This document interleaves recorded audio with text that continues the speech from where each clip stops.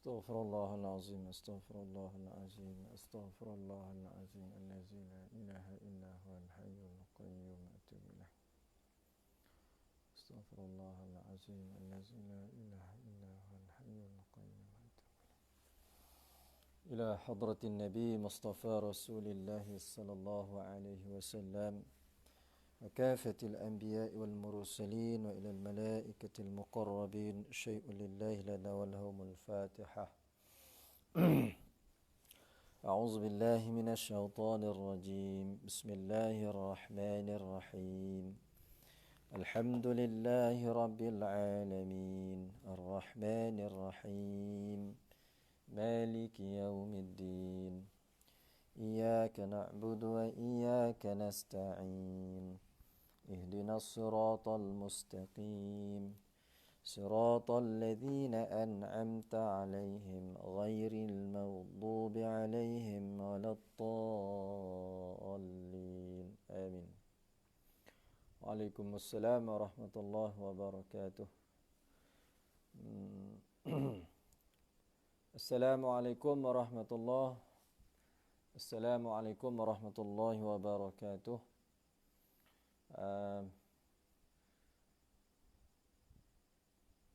Macam mana kita punya volume suara, adakah baik ataupun tak jelas dan sebagainya. Kalau jelas, dengar dengan baik, insya-Allah kita akan teruskan sambungan kita kitab Munyatul Musalli, idaman orang yang salat, ya, yakni karangan daripada Syekh Daud bin Abdullah Al-Fatani. Semua okey lah. Maksudnya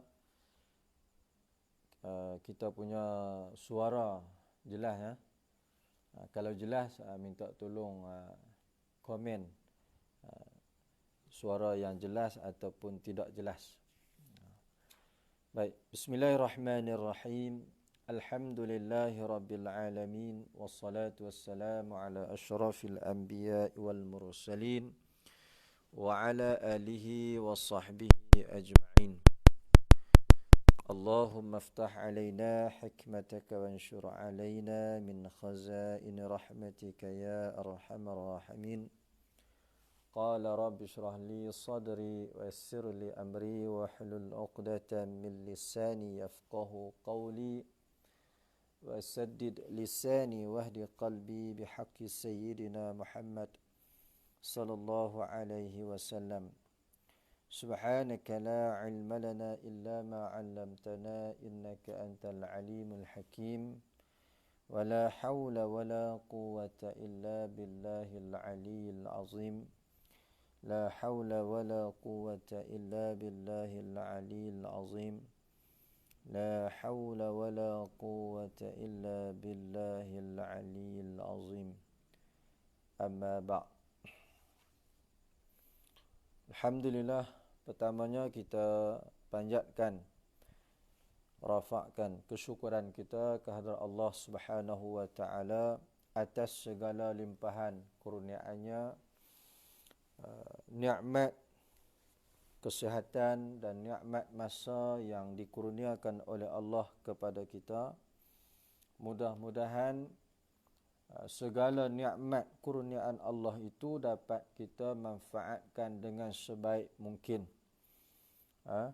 Mudah-mudahan ianya mencapai matlamat hidup kita sebagai hamba Allah, tidak lain dan tidak bukan ialah untuk kita liya'budun, untuk kita mengabdikan diri kepada Allah. Tuan-puan, muslimin, muslimat, sidang jemaah surau Al-Jannah daripada surau Al-Jannah Rembayu. Mudah-mudahan tuan-puan semua, para jemaah sekalian, di dalam rahmat kasih sayang Allah, di dalam rahmat pengampunan Allah, di dalam rahmat kebajikan kurniaan Allah kepada hambanya yang memanfaatkan waktu dan juga masa dengan sebaik mungkin insya-Allah. Mudah-mudahan kita semua tergolong dalam golongan hamba-hamba yang saleh, hamba-hamba yang ditulis sebagai amalannya amalan yang membawa ke syurga, iaitulah amalan orang-orang mukmin, amalan orang-orang yang saleh insya-Allah. Baik tuan-puan yang dirahmati Allah, setelah beberapa bulan kuliah kita tergendala, tertangguh akibat daripada wabak yang sedang melanda dalam negara kita, khususnya dalam kehidupan kita hari ini, ianya memberi kesan impak yang sangat besar kepada semua manusia pada hari ini. Walaupun yang demikian, kuliah kita tertangguh berbulan-bulan. Jadi, walaupun demikian, alhamdulillah di atas inisiatif ahli jawatan kuasa Surau Al-Jannah Rembayu, mudah-mudahan dengan inisiatif ini, dengan pelbagai pendekatan, kita dapat meneruskan juga ataupun melangsungkan juga pengimarahan majlis-majlis ilmu untuk para jemaah surau kita insya-Allah. Mudah-mudahan apa juga usaha tuan-puan, apa juga usaha ahli jawatan kuasa khususnya, dan juga sokongan, dorongan, support daripada semua jemaah, semuanya itu mudah-mudahan diambil kira di sisi Allah Subhanahu wa taala, dan ianya sebahagian daripada usaha agama, usaha yang dilakukan oleh kita untuk kita meninggikan agama Allah dengan pelbagai pendekatan, dengan pelbagai cara. Oleh kerana kita tersekat dengan batasan-batasan ataupun keselamatan untuk kesihatan kita, melalui daripada majlis majlis keselamatan daripada Kementerian Kesihatan, menasihatkan agar kita duduk dalam keadaan berjarak dan sebagainya. Maka di surau kita juga ada perkara-perkara yang perlu kita mengikut SOP-nya.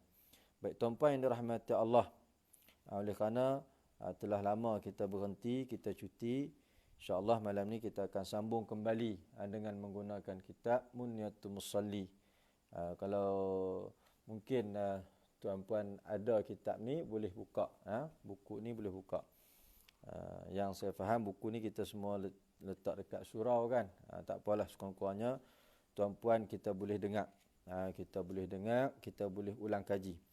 Baik, kitab Munyatul Musalli sambungan kita, iaitulah kitab yang dikarang oleh Syekh Daud bin Abdullah Al-Fatani. Iaitu apa makna Munyatul Musalli? Iaitulah idaman, kitab idaman orang yang salat. Maknanya suatu cita-cita, kehendak, kemanisan, kecintaan bagi orang-orang yang salat. Orang yang cinta dalam ibadah, mendirikan sembahyang yang diwajibkan, yang difardukan ke atas kita sehari semalam, ialah 5 waktu. Dalam masa 24 jam ini, kita ada tanggungjawab kita dengan Allah, iaitulah sembahyang daripada subuh sehinggalah sembahyang Isya. Maknanya 5 waktu ini terdiri di dalam lingkungan waktu dalam masa 24 jam ini. Maka sepanjang-panjang waktu itu, maka wajib kita menunaikan sembahyang kita seperti mana yang telah ditetapkan, seperti mana yang telah difardukan, seperti mana yang telah diwajibkan, dengan waktunya. Zuhur ada waktunya, asar ada waktunya. Seperti mana Allah Ta'ala nyatakan, innas salata kanat 'alal mu'minina kitaban mawquta. Sungguhnya sembahyang itu diwajibkan, difardukan ke atas orang mukmin dengan waktunya, dengan berwaktu. Baik, tuan-puan yang dirahmati Allah, untuk rujukan daripada kitab Munyatul Musalli ini, kita boleh melihat pada muka surat 18,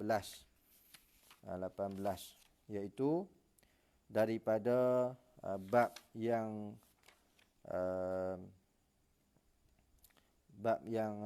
berikutnya berkenaan dengan rukun sembahyang. Sebelumnya ialah syarat sah sembahyang. Tuan-puan, saya nak pesan, bila kita baca kitab ni, bila saya baca kitab ni, bila kita mengaji kitab ni, bukanlah bermakna tuan-puan tak erti sembahyang. Tak. Bukan bermakna kata tuan-puan sembahyang tu tak betul. Tak. Sebab ada orang dia faham, dia salah faham. Bila ada daripada kalangan guru-guru, ustaz-ustaz ni, bila dia sebut contoh sembahyang tuan-tuan tak betul, maka tak sah. Buat begini tak kena, tak betul, maka tak sah. Jadi dimarah pula pada ustaz tu. Sebab apa? Sebab dia kata kita sembahyang ni kita dengan Tuhan. Ustaz mana boleh hukum betul tak betul, sah tak sah, Tuhan terima tak terima. Dia marah pula. Jadi kita jangan melompat. Kita jangan marah begitu. Sebab apa? Tujuan kita, niat kita, apa dia? Jadi sebelum kita nak mula mengaji ni, kita perbetulkan niat kita. Apa tujuan kita, apa niat kita? Kita nak membetulkan sembahyang kita. Kita nak memperelokkan sembahyang kita. Supaya apa? Bila sembahyang kita betul, sembahyang kita elok, maka sempurnalah sembahyang kita. Ini yang kita nak. Maka kalaulah ada perkataan daripada guru, daripada mana-mana ustaz, bila dia sebut yang demikian, contoh yang saya sebut tadi, kalau buat tak ikut dengan syaratnya, buat tak ikut dengan rukunnya, buat tak ikut dengan kehendak dalam syarak, dalam perbuatan sembahyang, maka tak sah. Jadi dia marah pula ustaz tu. Ustaz tu tahu mana kata sembahyang kita sah tak sah. Sebab sembahyang ni kita dengan Tuhan. Dia siapa nak hukum kita sembahyang kita ni? Jangan kita melenting, jangan kita marah. Begitulah juga malam ni saya nak ingatkan bahawa apa yang kita nak sampaikan pada malam ini bukanlah bererti, bukan bermakna tuan-puan yang sedang menuntun ni tak pandai sembahyang. Tak, bukan bermakna tuan-puan ni jahil bab sembahyang. Tak juga. Cuma bila kita mengaji, kita belajar, niat kita ni pertamanya wajib ke atas kita sebagai orang Islam, wajib kita kena belajar tentang sembahyang yang difardukan kepada kita. Kenapa?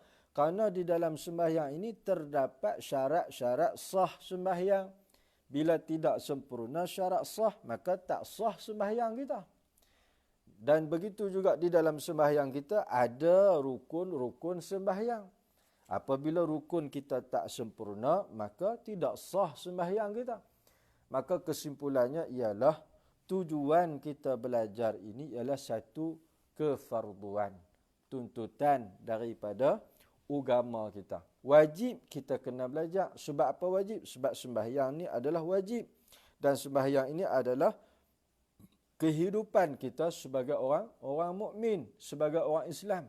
Sebab tu Nabi tekankan, Nabi kata sembahyang ini ialah tiang agama. As-salatu imaduddin. Sembahyang itu adalah tiang agama. Sembahyang yang kita buat ni ialah tiang. Maka kita nak memperkemaskan agama kita, kita nak mengukuhkan tiang agama kita, mestilah kita mengetahui struktur-struktur yang ada di dalam sembahyang, supaya setiap amalan ibadah sembahyang yang kita tunaikan itu ianya jadi baik, jadi elok, jadi sempurna insya-Allah. Bila sembahyang kita elok, baik, maka sempurna dan sudah tentulah sembahyang kita itu diterima di sisi Allah Subhanahu wa taala insya-Allah. Mudah-mudahan tuan-puan ingat bahawa apa yang disebutkan ini pada sesi kuliah secara online ini bukanlah seperti mana yang saya sebutkan tadi. Cuma kita ingat begini, maknanya kita ambil yang positifnya. Apa dia? Kalau kita tak belajar, kita tak tahu. Kalau kita tak mengaji, kita tak tahu. Jadi bila kita belajar, kita mengaji, kita reti, kita faham, kita tahu. Lama kelamaan, sembahyang kita jadi comel. Kita nak comel. Bila kita nak comel, kita kena belajar. Baik. Sambungan kita pada muka surat 18 daripada bab rukun sembahyang. Okey, sebelum rukun sembahyang iaitu syarat sah sembahyang. Suka saya ulang. Syarat sah sembahyang ni ada 8. Ada 8 perkara. Baik. Maka rukun-rukun sembahyang ni kita semua maklum. Ada berapa? Ada 13 perkara. Rukun sembahyang ni ada 13. Yang pertama niat, telah kita sebutkan pada yang lalu. Niat. Kan? Niat itu bukan pada lafaznya, niat itu ialah pada hatinya.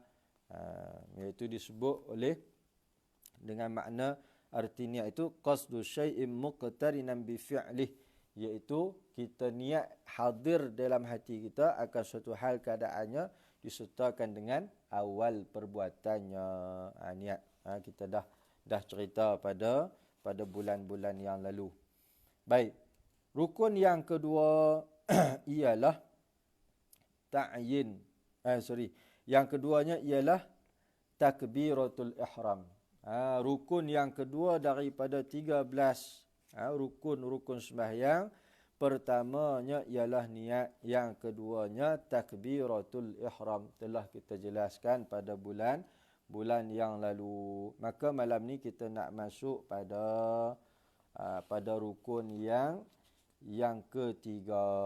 Apa dia rukun yang ketiga, tuan-puan yang dirahmati Allah? Baik.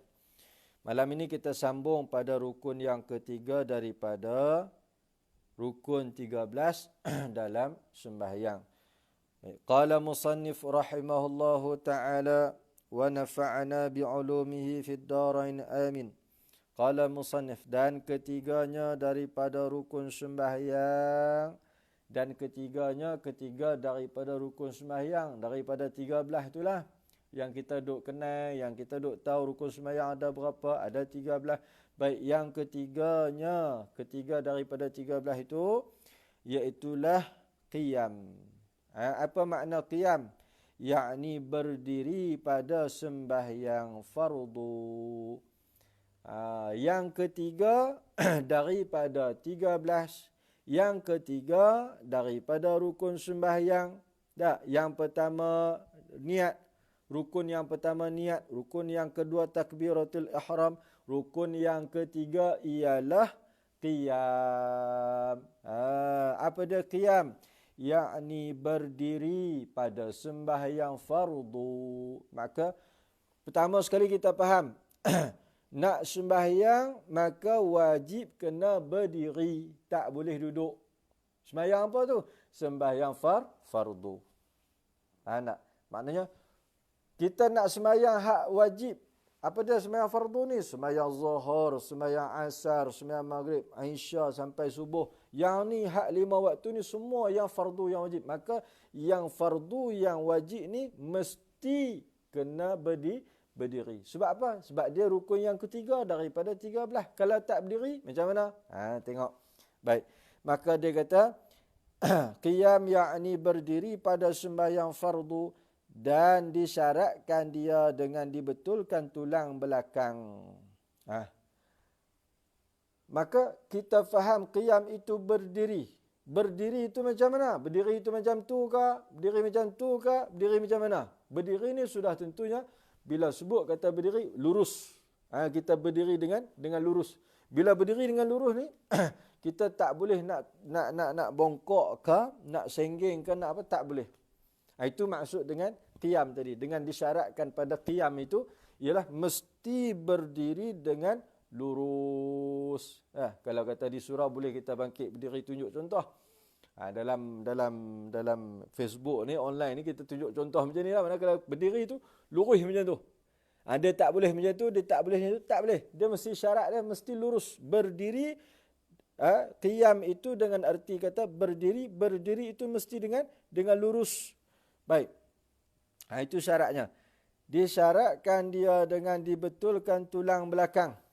Nah, dan jikalau dengan bersandar sekalipun dia berdiri itu dalam keadaan menyandar, mesti lurus. Betul tulang belakang dia berdiri lurus.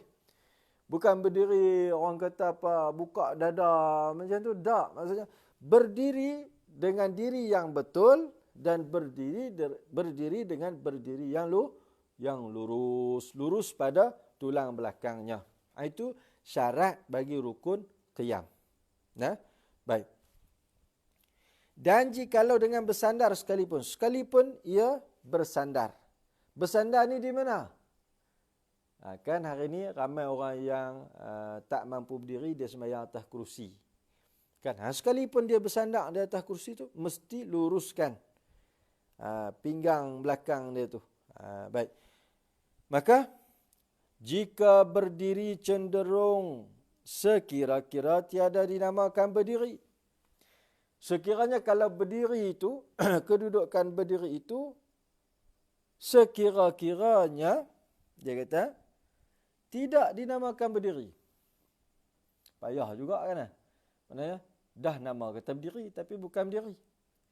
Nampak serupa hantu, tapi bukan hantu.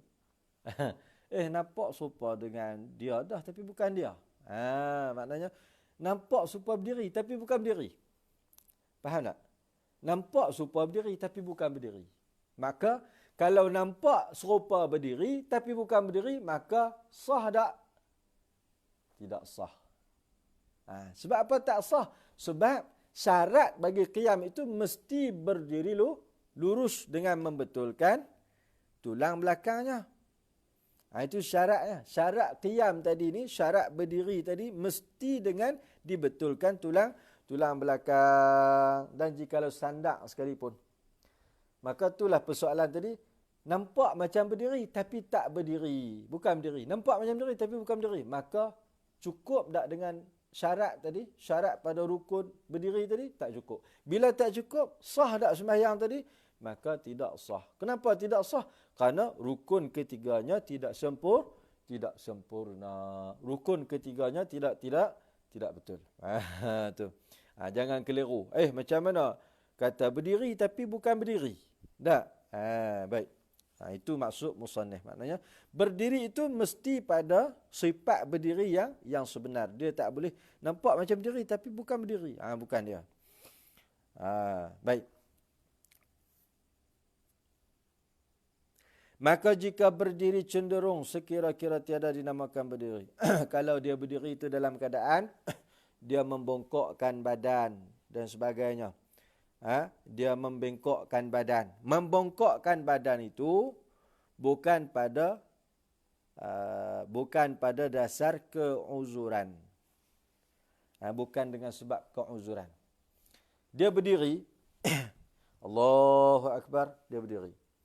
Kemudian dalam keadaan dia berdiri yang disebutkan qiyam itu pada rukun yang ketiga, dia tidak berdiri dengan betul. Dia tidak berdiri dengan sebenarnya. Dia tidak berdiri dengan membetulkan tulang belakangnya. Maknanya nampak macam berdiri, hakikatnya tidak berdiri. Macam mana? Contoh umpamanya dia berdiri sembahyang itu, dia membongkokkan badannya. Apa tujuan dia membongkokkan badannya? Supaya dilihat nampak tawaduknya, nampak merendah dirinya. Nak berdiri apa sebab? Nak nampak kata tawaduknya, merendah dirinya, maka sah tak? Tidak sah. Kenapa? Kerana tidak menyempurnakan pada rukun yang ketiga. Kecuali ada pada dirinya keuzuran. Maknanya dia tak boleh nak berdiri lurus kerana slip disc dan seumpamanya.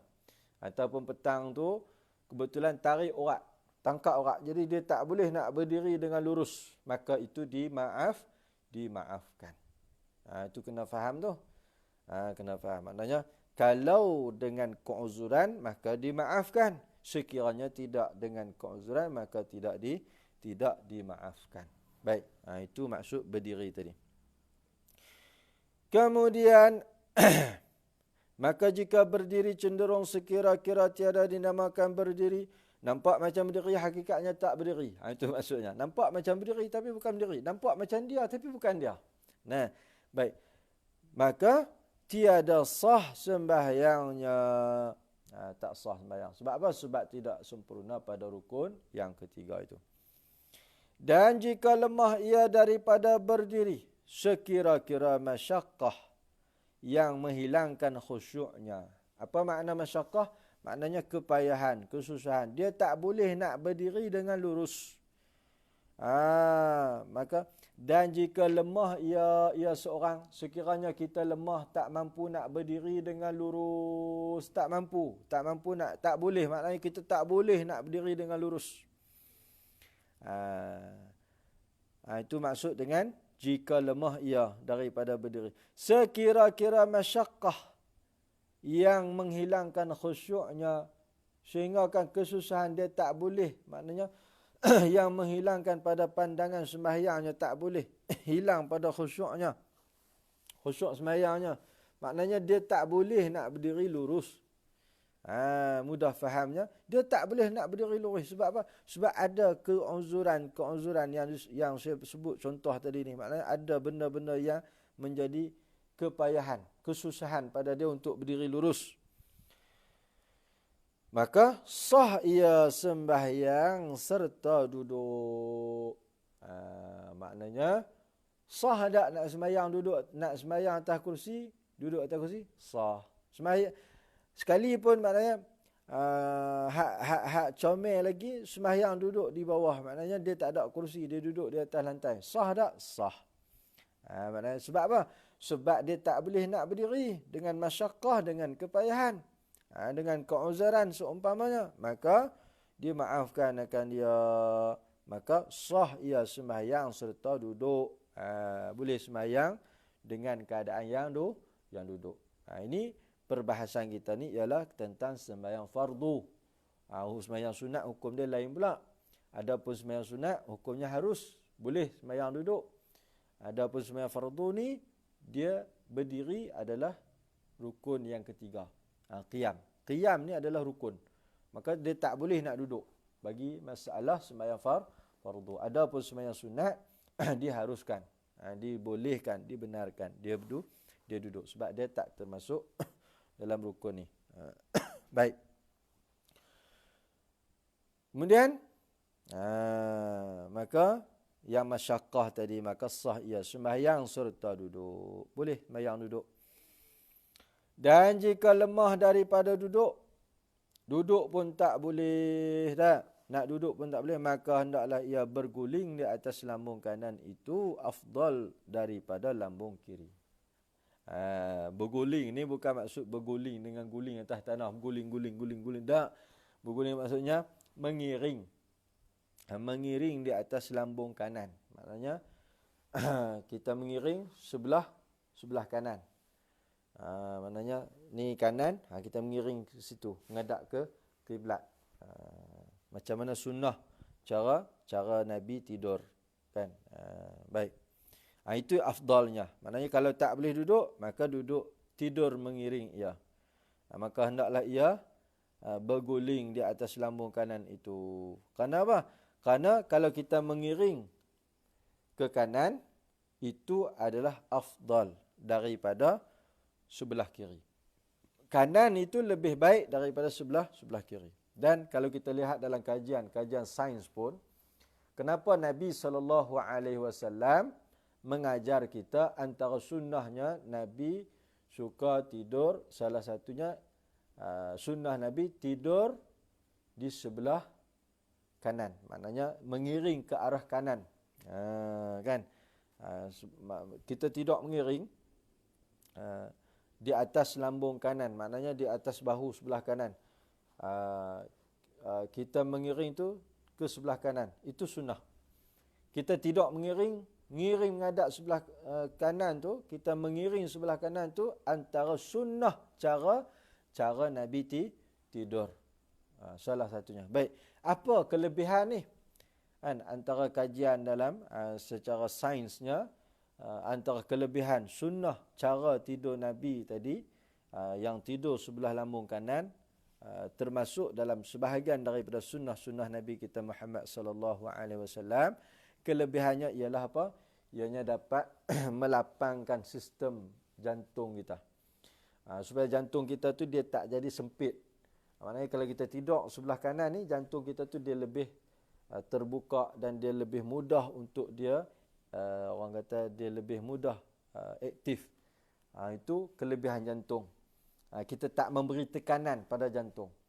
Begitu juga apabila kita tidur, kelebihan kita mengiring sebelah kanan ni, dia dapat mencernakan ataupun menghadam makanan kita dengan baik, dengan sempurna.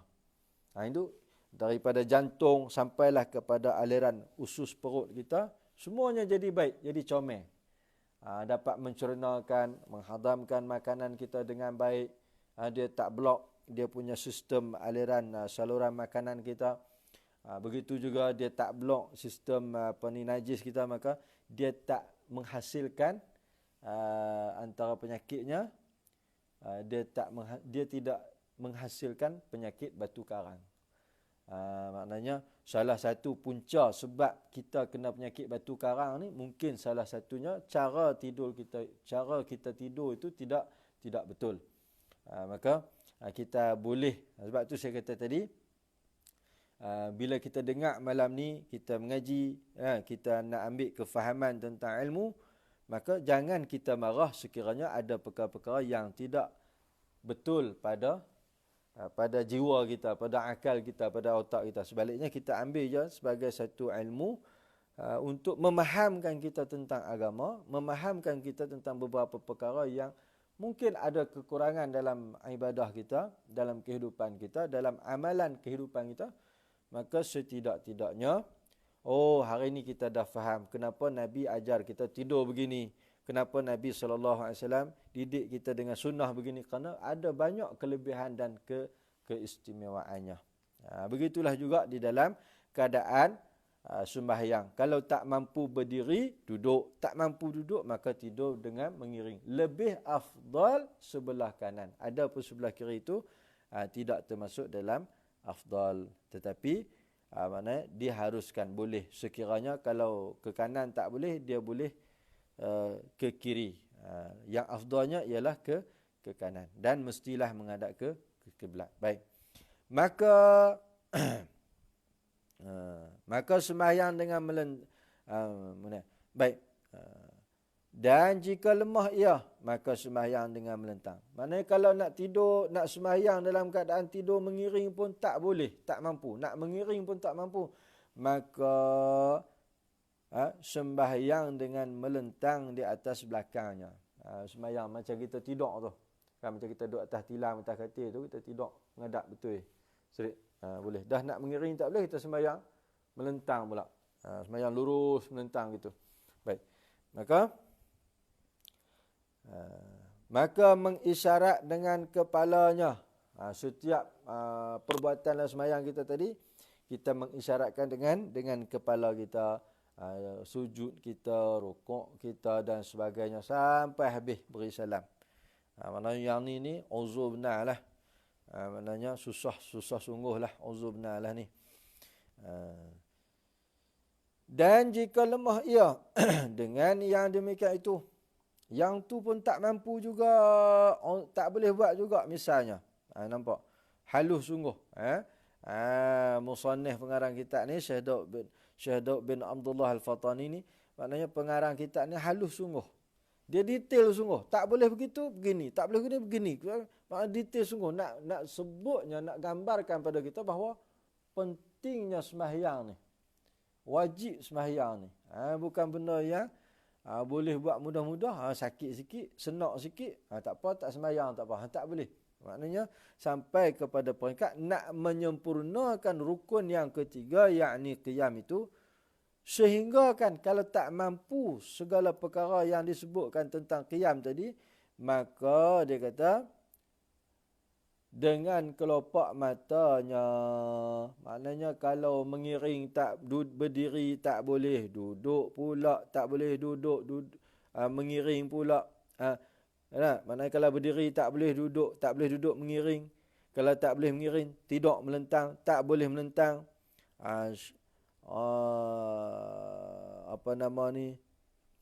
Sampai ke peringkat guna dengan kelopak mata. Kalau badan ni lumpuh lah misalnya, lumpuh sampai tak boleh buat apa. Tapi akal kita sihat lagi, elok lagi. Nah, makna kata, hukum wajib ke atas kita tu masih ada. Wajib mendirikan sembahyang. Maka, sekalipun dengan isyarat kelopak mata, maka wajib kena mendirikan sembahyang. Detailnya. Sampai macam tu. Dan jika lemah ya, kalau dengan mata pun lemah juga, maka dengan melakukan rupa sembahyang dengan hatinya. Habis lemah. Dengan mata pun tak boleh juga, maka sembahyanglah dengan hatinya. Nampak? Yang ni orang kata Allah dia tu sakit lama lah, macam banyak hidup ya. Tapi Masya Allah, dia sembahyang lagi. Nah, sembahyang macam mana kita tahu mana orang yang menjaganya tu dia tahulah kata dia ni duk sembahyang. Pasal apa? Dia sembahyang sama ada dengan isyarat kelopak mata ataupun dengan hatinya sampai ke peringkat macam tu sekali. Maknanya tuan-tuan, kalaulah sampai semua benda yang disebut tadi tak boleh. Nah, yang tu tak boleh, yang ni lemah. Nak sembahyang dengan hati pun lemah juga. Akhir sekali kata apa? Dah dengan hati pun tak boleh, lebih baik hampir matilah senang.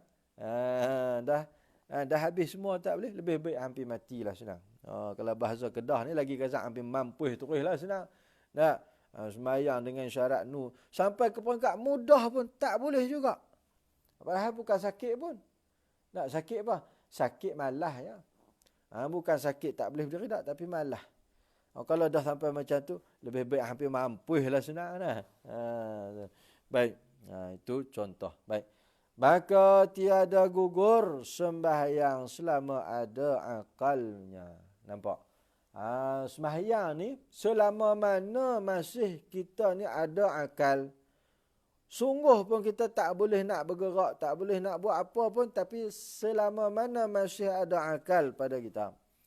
Maknanya kita ni tak nyanyuk, kita tak lupa, kita tak gila. Nah, maka tiada gugur sembahyang selama adanya. Maka tiada gugur ni maknanya hukumnya wajib dia kena sembahyang. Wajib dia kena sembahyang. Baik. Faham dah? Itu yang ketiga tentang qiyam. Baik. Dan keempatnya, yang ni juga penting tuan-tuan. Rukun yang keempat daripada rukun sembahyang yang keberapa? Yang berapa? Yang 13. Rukun sembahyang ni ada berapa? Ada 13 perkara. Saya ulang. Yang pertama, apa dia? Rukun sembahyang yang pertama ialah niat. Yang keduanya ialah takbiratul ihram. Kita ulang. Kita baca, kita ulang. Nak bagi ingat. Tak? Nak bagi hadam.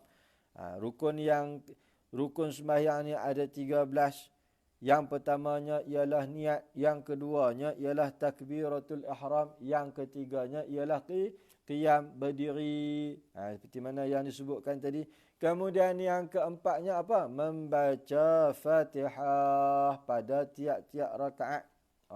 Hak ni penting tuan-tuan. Kena ambil berat sungguh. Bukan semua orang ambil berat ni tentang Fatihah ni.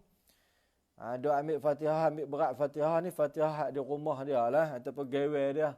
Nak cinta kasih sayang dia, kebetulan nama Fatihah, dia ambil berat Fatihah tu. Tapi Fatihah dalam bacaan tak ambil berat. Bila tak ambil berat dalam bacaan Fatihah, macam mana nak sembahyang? Sebab itulah tuk guru dulu, orang alim ni, tuk imam dulu ni, dia ambil berat sungguh tentang bacaan Fatihah. Paling kurang habis bodoh lah kita kata. Habis bodoh lah dia boleh baca Fatihah. Tak, sebab apa? Sebab yang ni rukun hak nak bawa dalam sembahyang. Kalau Fatihah pun tak boleh sembahyang, macam mana dia nak kalau Fatihah pun dia tak boleh baca, macam mana dia nak sembahyang? Nampak? Jadi benar hak paling kecil, kita nampak kecil. Alah Fatihah ya. Nak 7 ayat dia bukan banyak mana pun. Akhir sekali waladdallin amin. Alah senang ya. Nampak senang. Rupanya banyak daripada kalangan kita yang baca surah Fatihah ni banyak lagi ya yang tak sempurna, yang tak orang kata apa, dia baca dengan tidak sempurna. Hati-hati tuan-tuan. Kenapa? Karena bacaan surah Fatihah ni adalah rukun yang keempat dalam sembahyang. Maka kalau kita tak ambil berat tentang Fatihah, tentang bacaan ini, maka bagaimana sembahyang kita nak sah. Baik. Keempatnya, membaca Fatihah pada tiap-tiap rakaat, melainkan rakaat yang masbuk. Melainkan rakaat yang kita datang lambat, tiba-tiba imam terus rukuk, kita tak boleh nak baca Fatihah dah. Lepas pada takbir tu, kita terus masuk rukuk sekali dengan, lepas pada kita niat takbir, qiyam apa semua tu, maknanya syarat-syarat rukun kita tadi ni, lepas pada kita takbir tu, selesai benda tu, kita kena terus ikut imam. Tak? Betulan kita kata kita mai lambat, kita datang lambat, Allahu Akbar. Bila habis Allahu Akbar tu, baru a'udzubillah ataupun baru bismillah. Baik. Hati-hati orang yang masbuk, orang yang datang lambat. Bila selepas selesai daripada niat takbir dan qiyam, Allahu Akbar tu, ni bagi orang masbuk, masalah orang masbuk. Jangan dikisahkan lagi tentang a'udzubillah. Terus masuk pada rukun bismillahirrahmanirrahim. Jangan mula dengan a'udzubillah dah. Maknanya hukumnya tidak dibenarkan kita mula dengan a'udzubillah dah. Sebab apa? Dia kira kita jadi lalai pada rukun tadi. Mana selepas pada takbir tadi ni, oleh kerana kita masbuk, maka kita kena terus direct kepada rukun yang keempat, iaitu Fatihah. Baik. Bismillahirrahmanirrahim. Baru bismillah. Bismillahirrahmanirrahim. Imam rukuk. Bila imam rukuk, kita nak baca alham pula kah? Tak. Terus kita rukuk mengikuti imam. Kenapa? Kerana kita masbuk. Bila masbuk, maka dia tak boleh nak baca surah Fatihah dah tadi. Sebab apa? Sebab dia dah masbuk. Ini yang dimaksudkan, melainkan rakaat orang yang masbuk. Baik. Faham tak? Baik. Dan itu satu ayat daripadanya. Dan wajib memeliharakan segala. Dan wajib memeliharakan segala hurufnya. Dan tasydidnya, dan tertibnya, dan mualatnya antara kalimahnya. Maknanya, kita kena belajar sungguh bab bacaan surah Fatihah dalam sembahyang. Kalau kita nak waqaf macam mana, nak berhenti macam mana, cara bacaannya, cara sebutan hurufnya, cara sifat sebut hurufnya, cara tasydidnya, cara tertib, cara bacaannya, cara mualatnya, cara nak mengambil nafasnya, kita nak mula macam mana, nak baca macam mana, nak berhenti macam mana. Maka semua benda tu wajib diambil tahu. Wajib kita belajar. Tak boleh kita buat mudah-mudah, tak boleh buat main-main. Wajib kita kena belajar. Ambil masa, jumpa ustaz, jumpa imam. Bukan tak perlu nak appointment pun sebenarnya. Ada masa waktu di surau masjid, jumpa imam, jumpa siapa-siapa yang kita kata orang yang berkelayakan tentang hal-hal ini, maka kita terus jumpa. Kata Tuan Haji ataupun ustaz ataupun Tuan Imam, saya ni nak ambil bacaan dengan Tuan Imam. Maknanya saya nak baca depan imam. Lepas tu imam tolong dengar bacaan saya ni betul ke tidak. Kalau tak betul, imam tolong betulkan. Kalau betul, alhamdulillah. Maknanya kita memperdengarkan kepada orang yang lebih alim tentang bacaan Fatihah ni, untuk membetulkan bacaan kita. Kenapa? Kerana yang ni adalah rukun daripada rukun sembahyang, rukun yang keempat. Baik. Faham dah? Kena ambil berat sungguh. Tak perlu nak appointment pun. Kadang-kadang kita ambil masa waktu yang kita ada jumpa di kala tu, ambil sekejap. InsyaAllah boleh tuan-tuan. Sebab apa? Tujuan kita, niat kita tadi, yang saya sebut tadi, ialah kita nak comel, kita nak memperelokkan, kita nak menyempurnakan sembahyang kita. Supaya sembahyang kita ni diterima di sisi Allah, supaya sembahyang kita ni sah dan mengikut cara sunnah Nabi SAW, insya-Allah. Baik. Dan kelima daripada rukun sembahyang, yakni rukuk. Rukuk. Baik. Insya-Allah yang kelima ni pada perbahasan yang akhir. Boleh lajak sampai pukul 10 ke? Baik, kita nak habiskan yang rukun, hak mana yang kita mampu ni nah. Baik. Dan kelima daripada rukun sembahyang itu iaitu rukuk. Dan sekurang-kurang rukuk itu tunduk sekira-kira sampai dua tangannya akan dua lututnya. Maknanya macam mana rukuk? Rukuk ni bukan macam mana kita rukuk pitih dekat mesin suhu tu. Hari ni orang kata, hari ni banyak orang pi masuk pasal dia suara tek masuk berapa 35 ke tek 36 ke. Nah, suara tek orang rukuk. Yang tu bukan rukuk sembahyang. Nah, tunduk tek. Maknanya apa maksud rukuk di sini? Macam mana yang kata sempurnanya rukuk? Maka kata musannif, dan sekurang-kurangnya rukuk itu tunduk sekira-kira sampai dua tangannya akan dua lututnya. Dua tangan kita tadi ni sampai pada dua lutut kita. Dah tak pernah kita jumpa lagi lah orang yang tangan pendek sampai nak rukuk pun tangan tak sampai pada lutut. Tak pernah jumpa lagi lah. Nah, kalau ada tu mungkin tak mustahil tapi tak pernah jumpa lagi. Baik. Itu ukuran sekira-kira keadaan sifat rukuk tadi. Sekurang-kurangnya tunduk sekira sampai dua tangannya akan dua lututnya dengan tamakninah. Yang ni pun penting juga. Sebab tak banyak orang ambil berat tentang tamakninah ni. Banyak orang tak ambil tahu. Banyak orang tak ambil berat. Yang orang ambil beratnya tamak. Bukan tamakninah. Yang dia ambil beratnya ialah tamak. Tamak apa? Tamak pada harta, tamak pada duit, tamak pada nafsu, tamak pada makan, tamak kepada kecantikan, tamak kepada keelokan, tamak kepada kemewahan, tamak kepada kebanggaan. Yang orang ambil berat ni banyak kepada sifat tamak tu. Nah, tapi ada pun tamakninah dalam sembahyang ni, disebut tamakninah dalam sembahyang. Banyak orang tak ambil tahu dan banyak orang tak ambil berat. Tu yang sembahyang boleh jadi 4 minit, boleh jadi 5 minit ke bawah tu. Nampak tak? Sebab apa? Sebab kadang-kadang tidak ada tamakninah. Ingat nah, tak ada tamakninah ni pun boleh merosakkan sembahyang, bahkan boleh melupuskan. Boleh orang kata apa? Boleh menyebabkan sembahyang kita itu tidak sah. Hati-hati, tamakninah ni pun termasuk dalam rukun. Baik.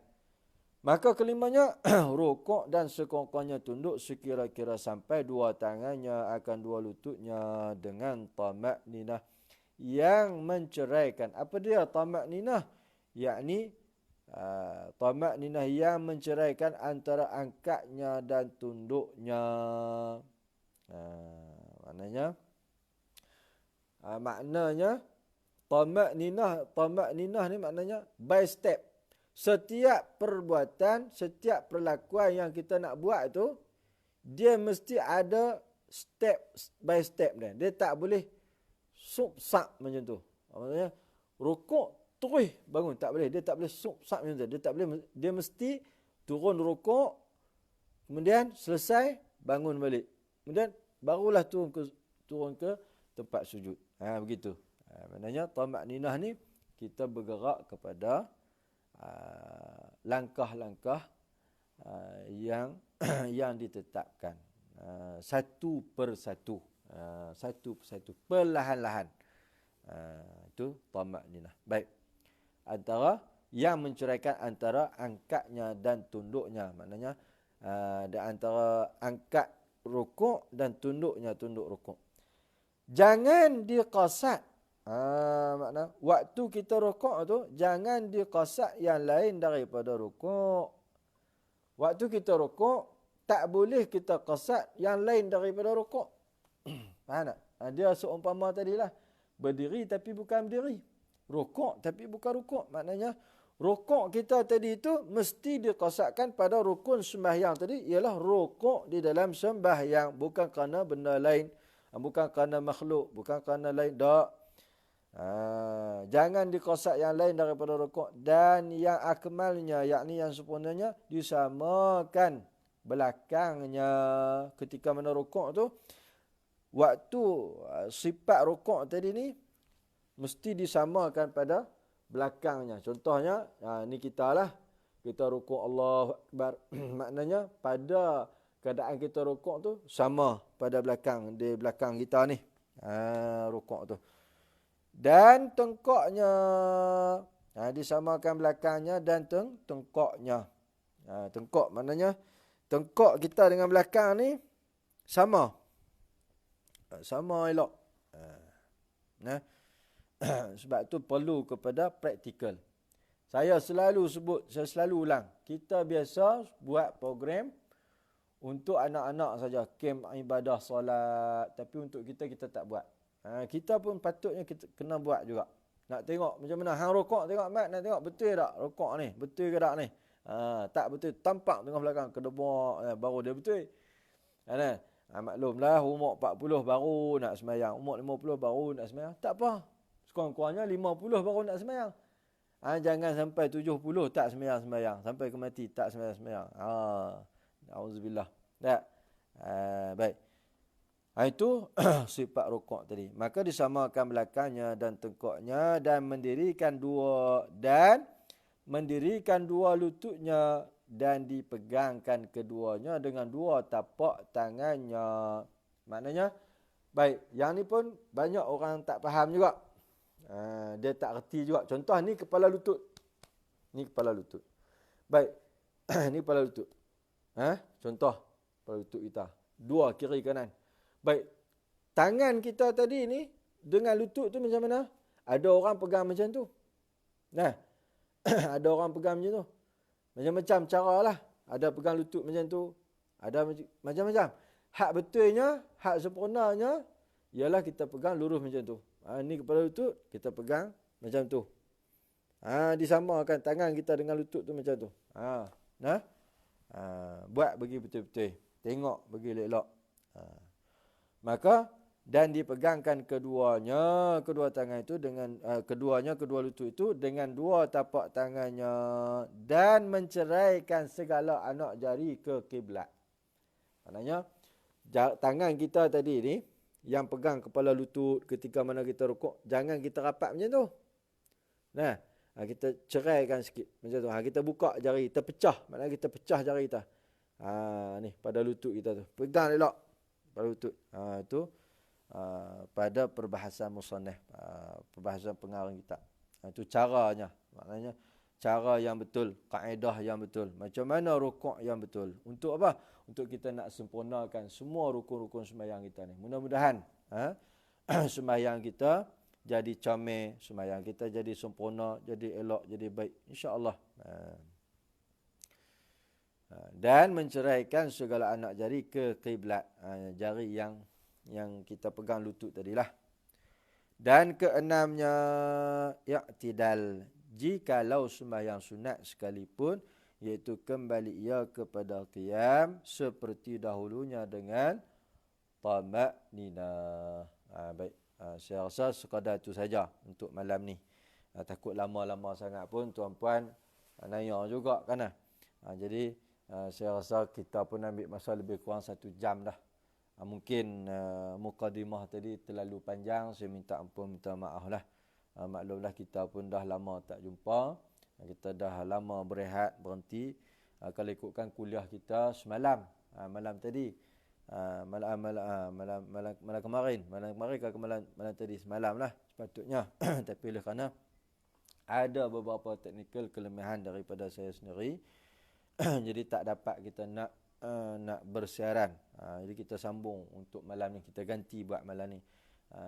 Terima kasih kepada semua jemaah yang berusaha. Bukan sudi.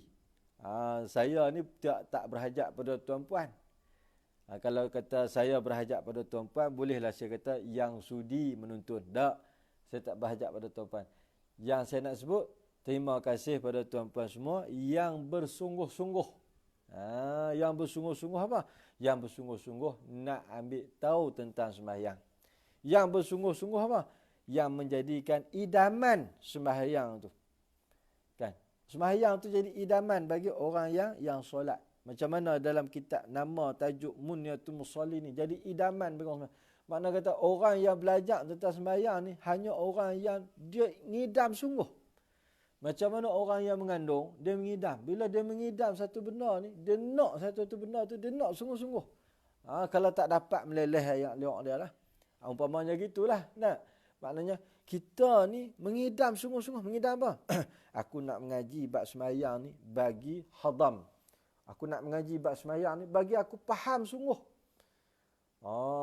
Jadi tahniahlah tuan-puan, para jemaah yang sanggup bersengkang mata, yang sanggup mengorbankan masa, ambil peluang ni dengan kesungguhan, dengan semangat, dengan mujahadah. Walaupun kita malam ni mungkin kita baca tak banyak.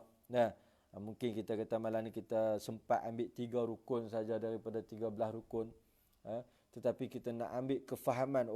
Kita baru faham malam ni cara kita berdiri, macam mana yang katakan qiyam, yang macam mana yang kata berdiri, macam mana yang dikatakan tentang membaca Fatihah, macam mana yang dikatakan tentang rukuk.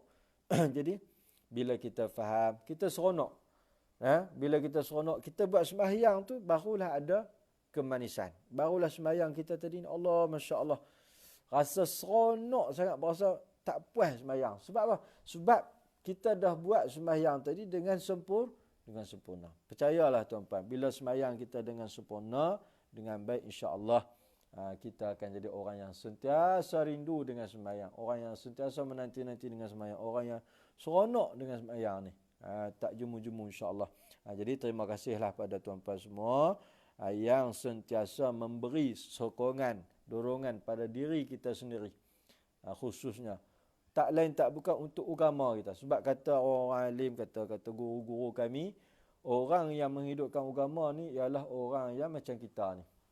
Macam kita tu macam mana? Orang yang menghidupkan rumah Allah, orang yang menghidupkan majlis ilmu, orang yang menghidupkan ilmu.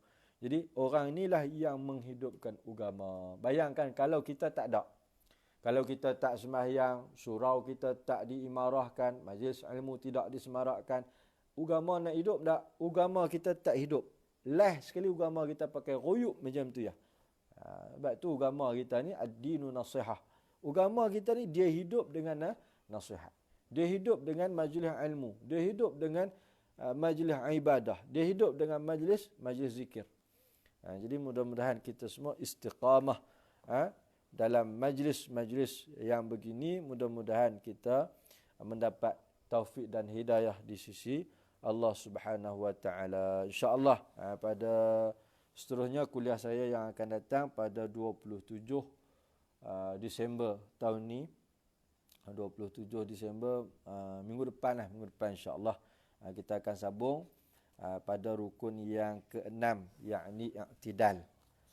Rukun yang ke-6 iaitu i'tidal, bab rukun dalam sembahyang. Mudah-mudahan insya-Allah Allah Subhanahu wa taala memberi kesihatan yang baik, umur yang panjang, kelapangan waktu, kesihatan kepada kita, taufik dan hidayah daripada Allah. Mudah-mudahan kita dapat terus bermujahadah pada agamanya, terus istiqamah pada agamanya. Mudah-mudahan kita menjadi insan yang terpilih, hamba Allah yang terpilih, sentiasa mendapat rahmat dan kasih sayang Allah, insya-Allah. Amin amin ya rabbal alamin. A'udzubillahi minasyaitonir rajim. Bismillahirrahmanirrahim. Alhamdulillahi rabbil alamin, wassalatu wassalamu ala sayyidina Muhammad wa ala alihi wa sahbihi ajma'in. Allahumma ighfir lana dhunubana wa liwalidina warhamhum kama rabbayana saghira wa li jami'il muslimin wal muslimat, mu'minina wal mu'minat, al ahya'i minhum wal amwat. Allahumma rabbana taqabbal minna salatana wa qiyamana wa ruku'ana wa sujudana wa ibadatana kullaha tammah واغفر لنا ذنوبنا عامة ولا تعذبنا إلى يوم القيامة إنك على كل شيء قدير. اللهم إنا نسألك سلامة في الدين وعافية في الجسد وزيادة في العلم وبركة في الرزق وتوبة قبل الموت ورحمة عند الموت ومغفرة بعد الموت. اللهم هون علينا في سكرات الموت والنجاة من النار والعافية عند الحساب. اللهم جملنا بالصحة والعافية والسلامة وحققنا بالتقوى والاستقامة وأعزنا في الدنيا من مجيبات الندامة في الحال والمائل إنك السميع الدعاء. ربنا هب لنا من أزواجنا وذرياتنا قرة أعين واجعلنا للمتقين إماما. اللهم أحسن عاقبتنا في الأمور كلها وأجرنا من خزي الدنيا وعذاب الآخرة. ربنا لا تزغ قلوبنا بعد إذ هديتنا وهب لنا من لدنك رحمة إنك أنت الوهاب. ربنا آتنا في الدنيا حسنة وفي الآخرة حسنة وقنا عذاب النار. وصلى الله على سيدنا محمد وعلى آله وصحبه أجمعين والحمد لله رب العالمين. أمين أمين أمين يا رب العالمين. تقبل رب العالمين. Terima kasih banyak-banyak tuan-tuan. InsyaAllah kita akan jumpa lagi. Aku liqali hadza astaghfirullahalazim. Assalamualaikum warahmatullahi wabarakatuh. Wallahu a'lam.